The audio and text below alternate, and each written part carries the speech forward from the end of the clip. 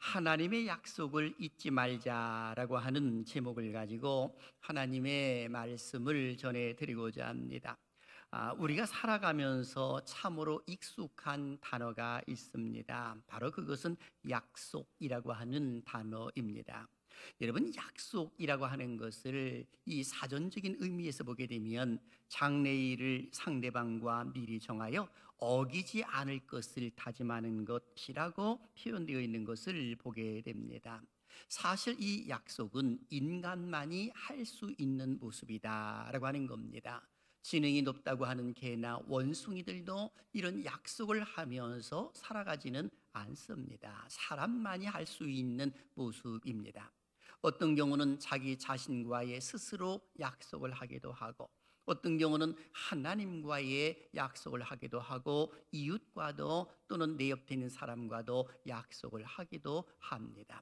하지만 인간의 약속은 얼마 가지 않아서 어떤 경우는 약속을 망각하기도 하고 또는 지키지 않는 모습들이 일어나더라라고 하는 것입니다.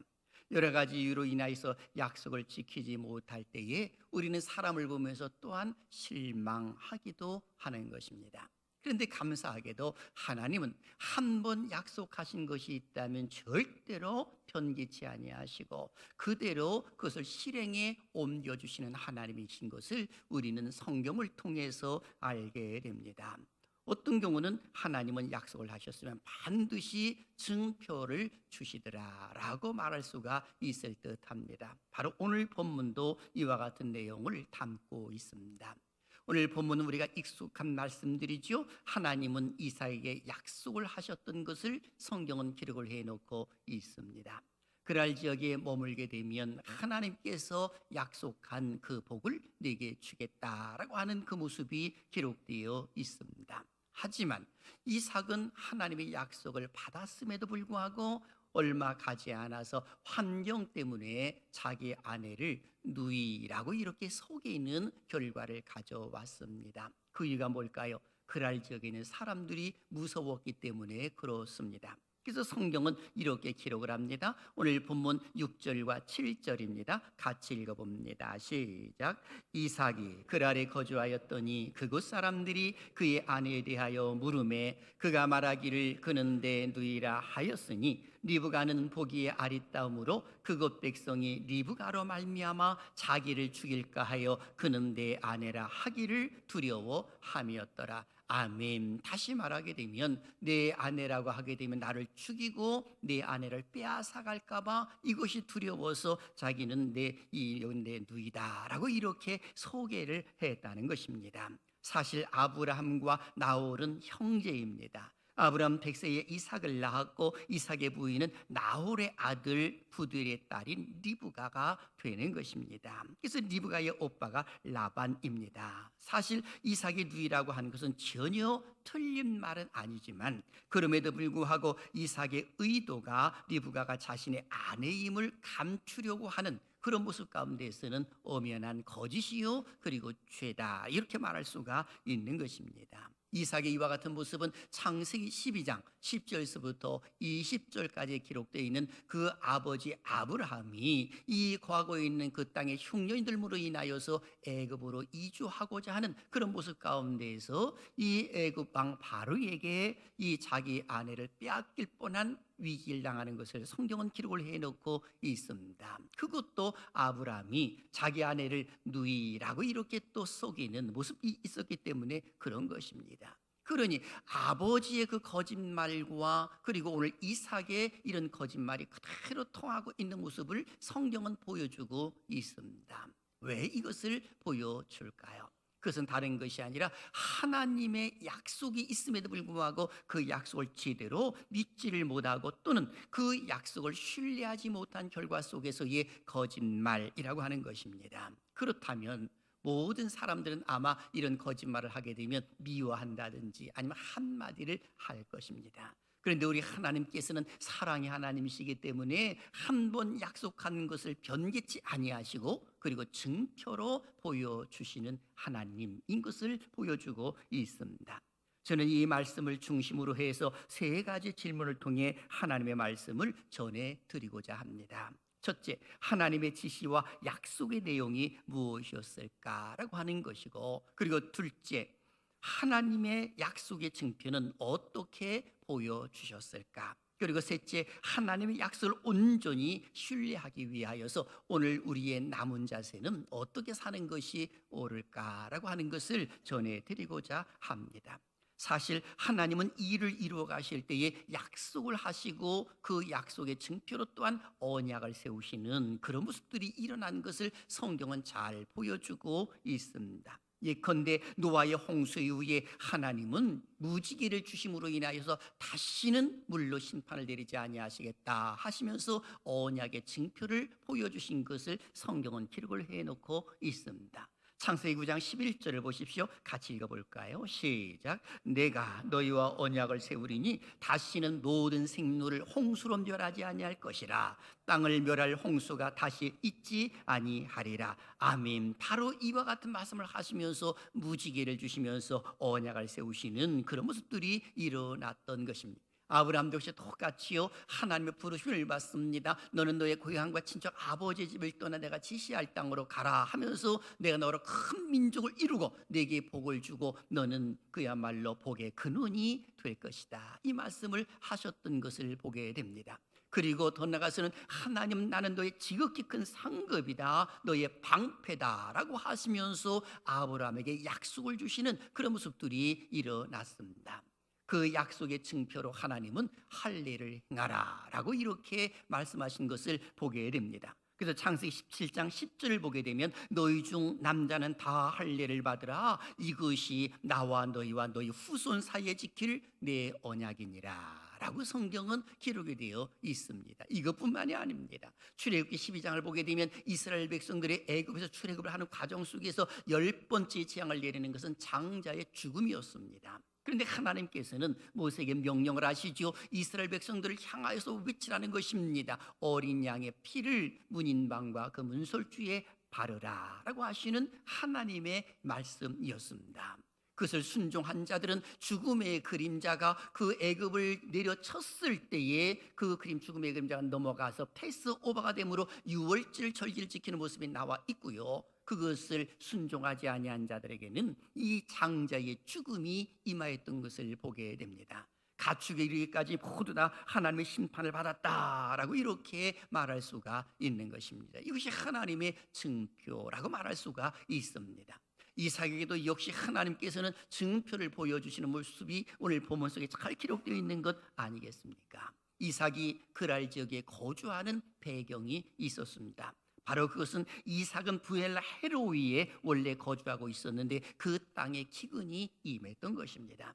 그러다 보니까 그곳에 살 수가 없어서 애굽으로 내려가고자 하는 그 모습 가운데 그랄 지역에 도착을 했을 때 하나님께서 나타나셔서 너는 이 땅에 머물라 하시면서 약속을 주시고 아브라함에게 하셨던 그 약속을 그대로 이삭에게 해주시는 그런 모습들이 일어났더라라고 하는 겁니다. 그런데 이와 같은 약속을 부여받았음에도 불구하고 자기 아내를 누이라고 속이는 모습 속에서의 위험에 처하는 그런 모습들이 일어났더라라고 하는 것입니다. 자, 그렇다면 오늘 우리는 그 첫 번째 질문 가운데 하나님의 지시와 약속의 내용이 구체적으로 무엇이었을까라고 하는 것입니다.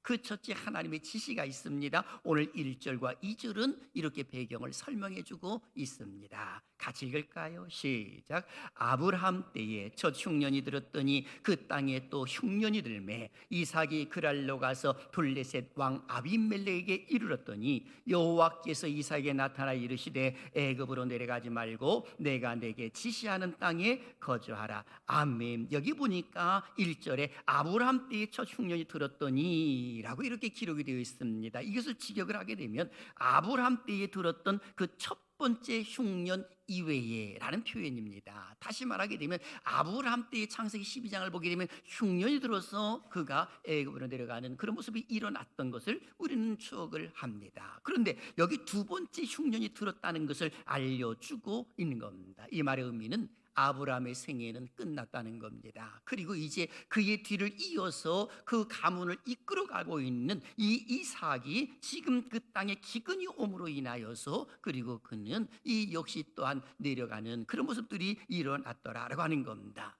그런데 하나님께서 나타나셔서 이삭에게 말씀하시기를 너는 애굽으로 내려가지 말고 내가 지시하는 땅에 거하라 하시면서 말씀을 하셨던 것입니다. 그렇다면 여기서 우리 궁금한 게 하나가 또 생깁니다. 왜 애굽으로 내려가는 지금 여기 이삭을 그랄 지역에 머물라고 말씀을 하셨을까요? 그 이유가 있습니다. 물론 애굽하게 되면 물질적으로도 풍요로운 곳입니다. 그러니 그곳에 가면 걱정할 이유가 전혀 없는 것이죠. 그런데 하나님께서는 그 애굽하게 되면은 세속의 땅이요, 그리고 이 그 땅은 이 죄악의 처소를 상징하기 때문에 내려가지 말라는 겁니다. 마치 세상을 향하여 성도들이 내려가려고 하는 그 모습 가운데 너는 세상을 향하여 내려가지 말라 하시면서 여기에 머물라, 곧 교회에 머물라고 하시는 말씀과 영적으로 보게 되면 동일하다라고 말할 수가 있는 겁니다. 그리고 두 번째는 하나님의 약속이 주어졌지요. 3절과 4절의 말씀입니다. 읽습니다. 시작. 이 땅에 거류하면 내가 너와 함께 있어 네게 복을 주고 내가 이 모든 땅을 너와 네 자손에게 주리라. 내가 네 아버지 아브라함에게 맹세한 것을 이루어 네 자손을 하늘의 별과 같이 번성하게 하며 이 모든 땅을 네 자손에게 주리니 네 자손으로 말미암아 천하 만민이 복을 받으리라. 아멘. 하나님은 이삭이 하나님의 지시에 순종할 경우 라는 표현입니다. 그래서 지금 여기 조건이 하나 따른 겁니다. 내가 지시할 땅에 네가 거한다면 하면서 3절에 거류하면 이렇게 표현을 해주고 있는 겁니다. 그러면서 아브라함에게 약속하셨던 하나님의 복을 그대로 이야기를 해주고 있는 것입니다. 이 말씀의 의미는 흉년을 피해서 지금 애굽으로 내려가다가 그랄 지역에 머물렀던 이 이삭에게 있어서는 참으로 큰 위로의 메시지일 수도 있을 것입니다. 하나님의 복의 약속이 무엇이었을까요? 네 자손을 하늘의 별과 같이 많게 하리라. 그리고 이 모든 땅을 네게 주리라. 그리고 네 자손으로 말미암아 천하 만민이 복을 받으리라 하면서 그 약속을 하나님이 해 주신 것입니다. 물론 이삭에게도 1차적으로 임하지만 영적으로 보게 되면 이 언약의 계승의 모습은 예수 그리스도를 통하여서 천하 만민이 복을 받는 하나님의 역사가 일어나는 것을 보게 됩니다. 구속사적인 모습을 보게 되면 예수 그리스도를 입혀하고 있는 그 모습이다라고 말할 수가 있는 것입니다. 그렇습니다. 하나님은 애굽으로 내려가는 이삭을 막으시고 아브라함에게 주셨던 언약을 재확인해 주셨습니다. 그런데 여기에는 조건이 하나 따랐습니다. 애굽으로 내려가지 말고 약속의 땅에 머물러야 한다라고 하는 그 사실을 알려주고 있는 겁니다. 그렇다면 하나님이 이런 약속을 주셨습니다. 지시하는 모습이 나타났습니다. 그렇다면 보통 사람 같으면 두 종류로 나타날 것입니다. 첫째는 순종이요, 두 번째는 내 생각이 옳은데 환경적으로 내가 어려운데 하면서 자기 의의를 세우는 사람들도 있을 것입니다.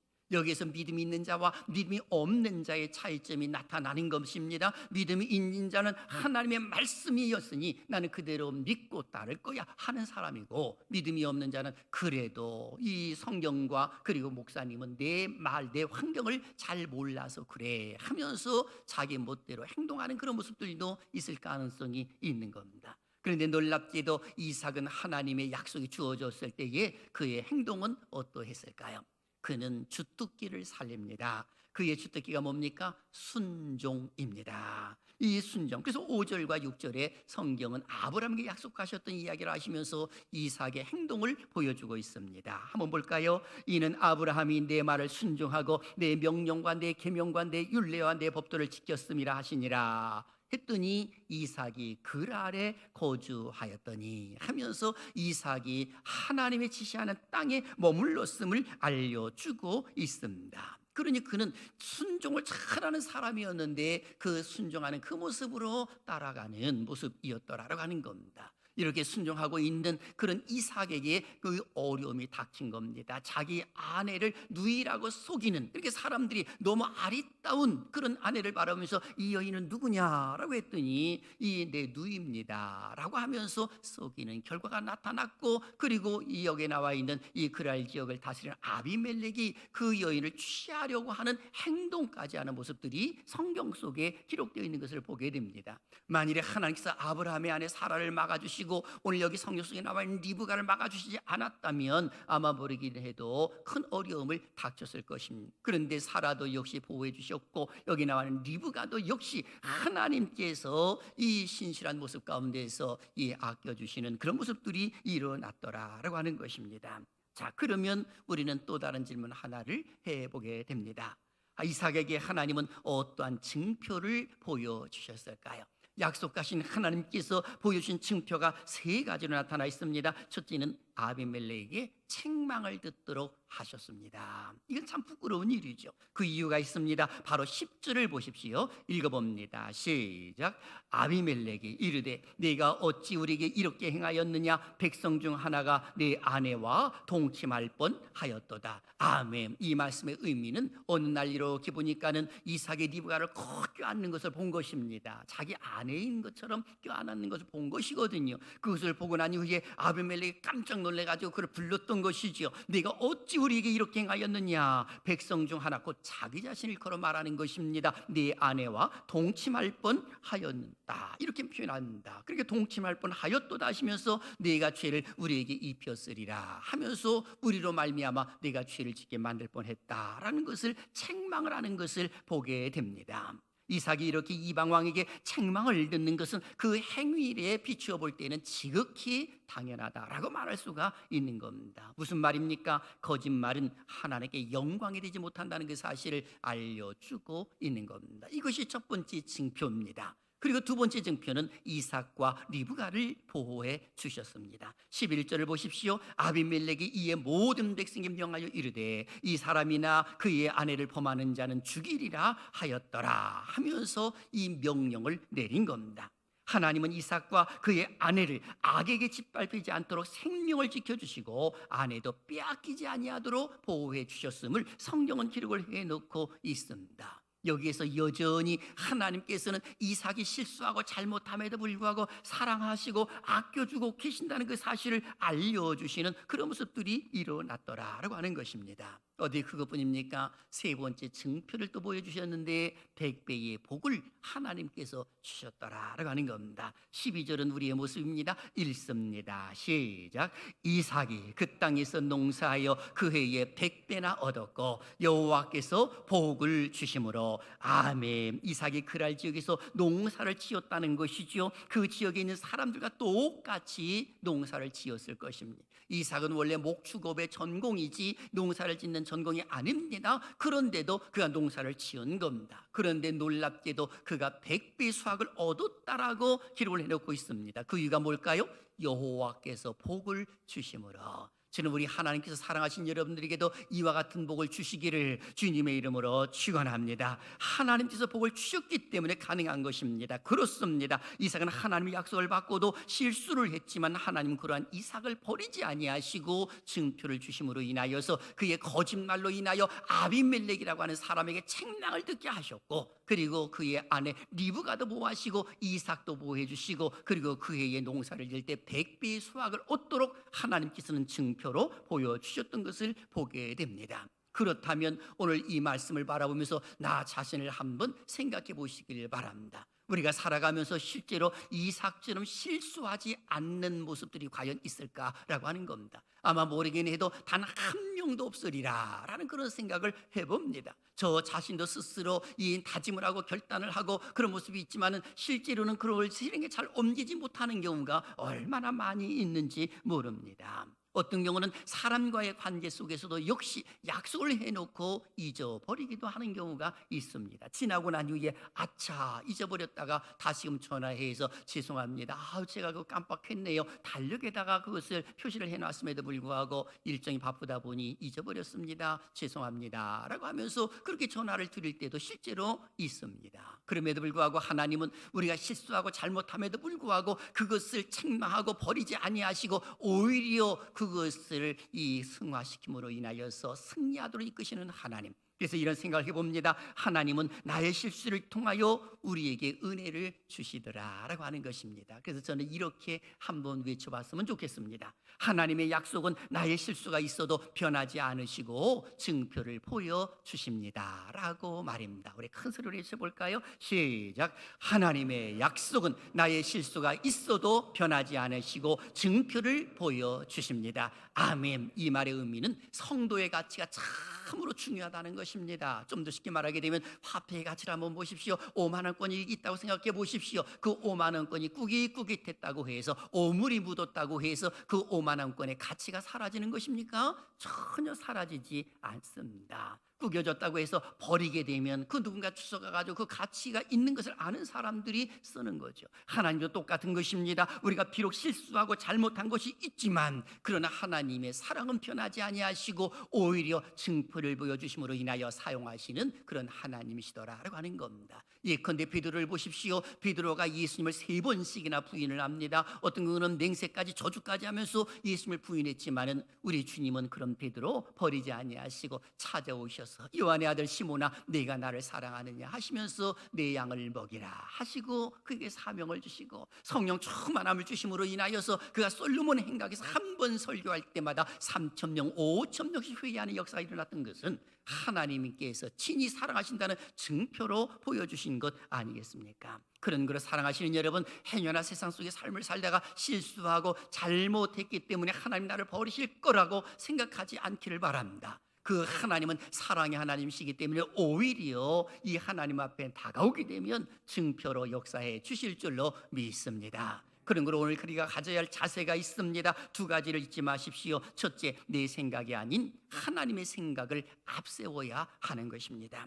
그런데 이삭은 하나님의 생각을 뒤로 하고 자신의 생각을 앞세웠지요. 하나님이 일찍 약속을 주셨습니다. 아브라함에게 약속하신 건 내가 네게 줄게 말씀하셨습니다. 내가 거하는 땅에 거하면 내가 지시하는 땅에 거류할 때에 이걸 줄게 라고 말씀을 하셨습니다. 그러면 그대로 신뢰하고 하나님의 생각을 앞세웠어야 되는데 그는 내 생각을 앞세우기 시작함으로 인하여 자기 아내를 누이라고 속이는 모습이 나타나고 자기 아내를 빼앗길 뻔한 위기까지 당했던 것입니다. 오늘 9절 말씀 한번 보실까요? 같이 읽습니다. 시작. 이에 아비멜렉이 이삭을 불러 이르되 그가 분명히 내 아내거늘 어찌 내 누이라 하였느냐. 이삭이 그에게 대답하되 내 생각에 그로 말미암아 내가 죽게 될까 두려워하였음이로라. 아멘. 여기서 보듯이 이삭이 거짓말을 한 것은 자기 생각입니다. 내 생각에 하나님의 생각은 안중에도 없는 것이죠. 실제로 그렇습니다. 우리도 사실 내일 일을 모르잖아요. 한치 앞을 알지 못하는 것이 우리는 인생이지 않습니까?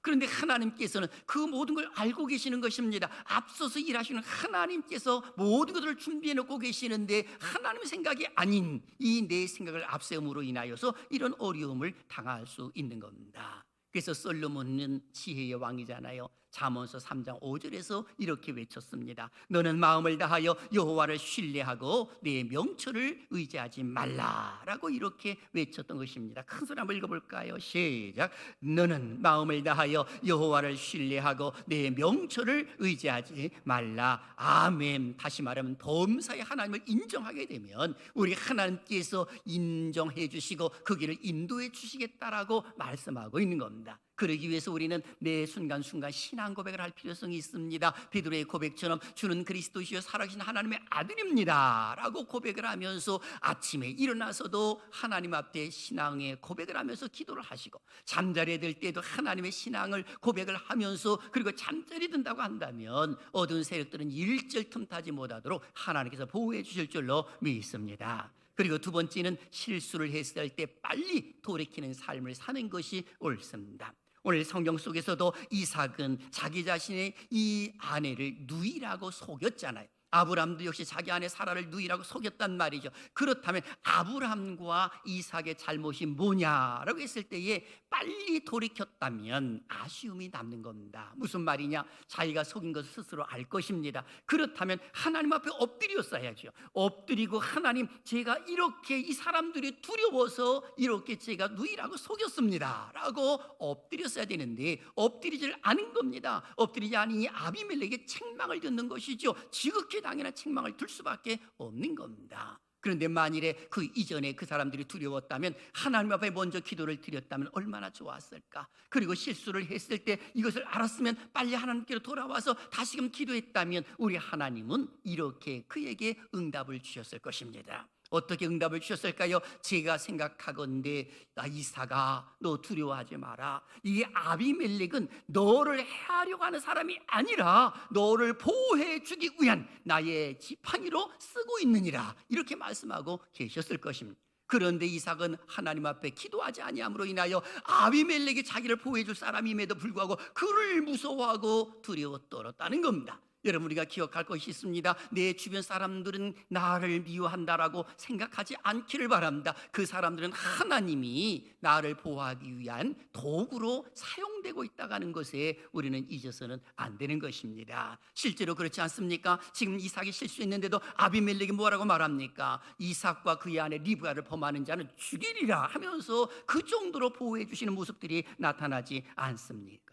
그렇습니다. 우리들도 이삭과 아브람처럼 실수할 수 있지요. 그럼에도 불구하고 하나님은 사랑하시기 때문에, 우리를 사랑하시기 때문에 우리를 버리시는 하나님이 결코 아니시더라라고 하는 것입니다. 기억나십니까? 하나님 그 택한 백성들에게 징표를 주실 때에 반드시 응답으로 역사하시는 경우가 많습니다. 예컨대 다윗을 보십시오. 사무엘상 16장에 사무엘이 기름 부음을 받습니다. 그리고 사무엘상 17장을 보게 되면 전쟁터에 나가서 골리앗과의 싸움을 보십시오. 그때 만군의 주 여호와의 이름으로 나가는 다윗을 향하여서 하나님은 증표를 보여주시잖아요. 무엇입니까? 골리앗을 꼬꾸라뜨립니다. 넘어뜨리는 겁니다. 이것이 하나님의 증표예요. 하나님이 함께 하신다는 그 사실을 그때서부터 다윗은 확신하고, 그리고 그는 어려움을 당해도 하나님께서 나를 건져주실 것이라는 확신을 가지고 승리하는 그런 모습들이 일어나는 것 아니겠습니까? 오늘 우리들도 똑같은 것입니다. 하나님은 우리를 사랑하시는 능력의 하나님이신 줄로 믿습니다.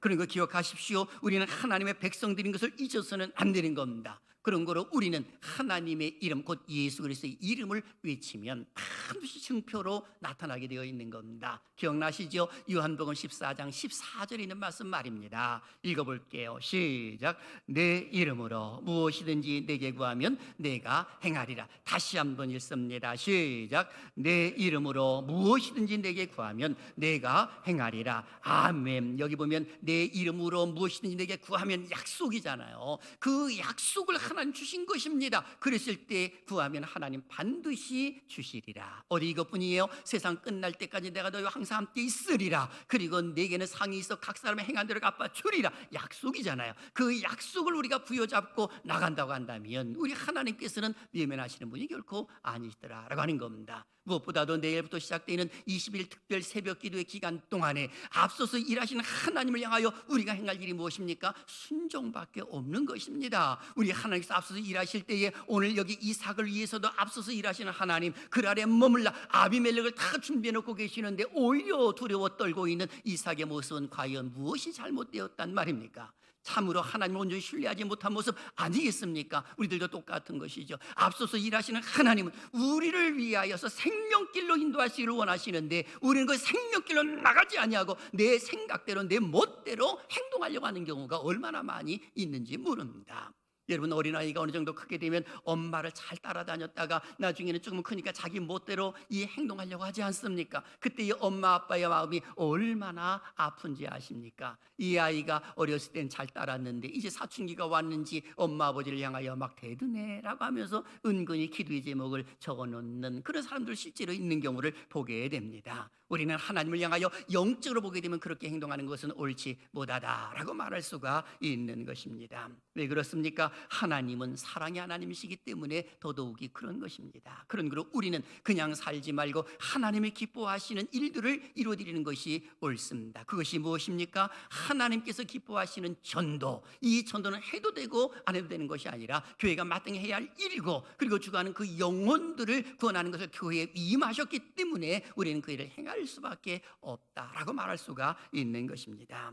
사랑하시는 여러분, 우리는 하나님의 약속을 받은 천국 백성들입니다. 세상에 살면서 하나님께서 기뻐하시는 삶을 살아드리는 것이 우리가 해야 할 몫인 겁니다. 이러는 하나님을 사랑하고 그 사랑하는 모습 가운데 하나님의 약속을 부여받은 우리들, 천국을 약속받았잖아요. 상급을 약속받았잖아요. 내세에서도 하나님의 복을 약속받지 않았겠습니까? 그렇다면 그 약속을 부여받은 자가 무엇을 하면서 살아야 되겠습니까? 바로 나를 사랑하는 모습 가운데 내 옆에 있는 사람들을 마음껏 사랑하는 것이죠. 내 아내와 내 남편과 자식들과 우리 이웃들을 사랑해야 할 몫이 우리에게 남겨져 있다라고 말할 수가 있는 것입니다. 여러분, 이 세상에서 가장 슬픈 일 중에 하나가 무엇인지 아십니까? 바로 그것은 사랑하는 사람의 이름을 불렀는데도 대답하지 아니할 때입니다.